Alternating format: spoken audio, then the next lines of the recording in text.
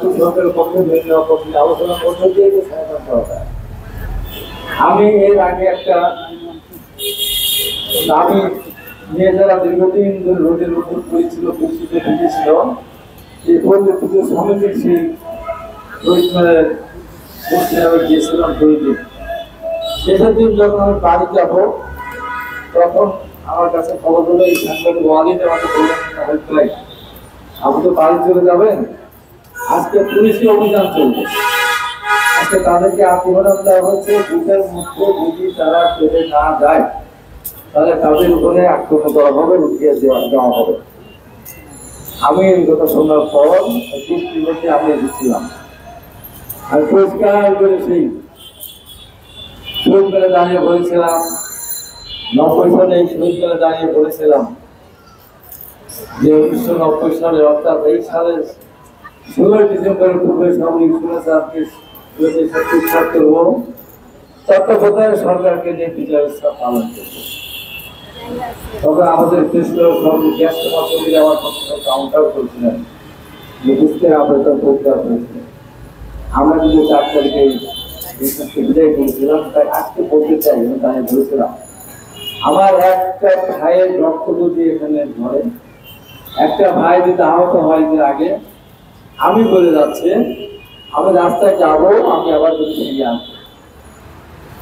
আর যদি এদের সাথে না বসেন, দাবি দাবা মেনে না নেন, যদি লিখিত না দেন, আমি বলতে বাধ্য হব ঈদের 2 দিন পর পর আমরা জীবিত দেওয়া থাকছে না, সমস্ত মাংস পচে যাবে, মামলা হলে আমার নামে হবে, ফাঁসি হলে আমার হবে, তারপরে পরিস্থিতি সমাজে থাকবে।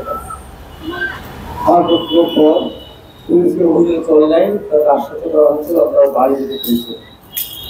আজকে এখানে জাতীয় প্রেস ক্লাবের সামনে দাঁড়িয়ে অনেকবার অনেক কথা বলেছি।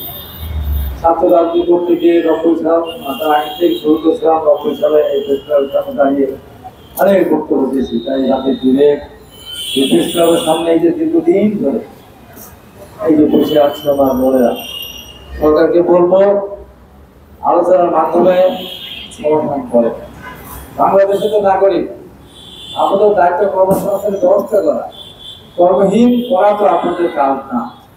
তাহলে আপনারা এত বড় বড় সিদ্ধান্ত নিচ্ছেন, যে সিদ্ধান্তগুলো না নিলেই চলে, যে সিদ্ধান্তগুলি পরবর্তী নির্বাচিত সরকার এসে নিলেই ভালো, তা না নিয়ে অনেক বড় বড় সিদ্ধান্ত দিচ্ছে। এই সিদ্ধান্ত নিয়ে সমস্যা থাকে, এদের প্রতি কেন আপনার দৃষ্টি নেই?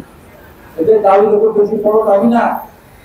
আমি বলবো অনতি বিলম্বে সরকারের যারা শিশু মন্ত্রণালয় আছে, সংস্কার মন্ত্রণালয় আর যারা সম্পৃক্ত, তাদেরকে আমি বলবো আপনারা আন্তরিকভাবে এদের বিষয়টি অবশ্যই বিবেচনা করবেন। এখানে কতদিন ভুল থাকবে?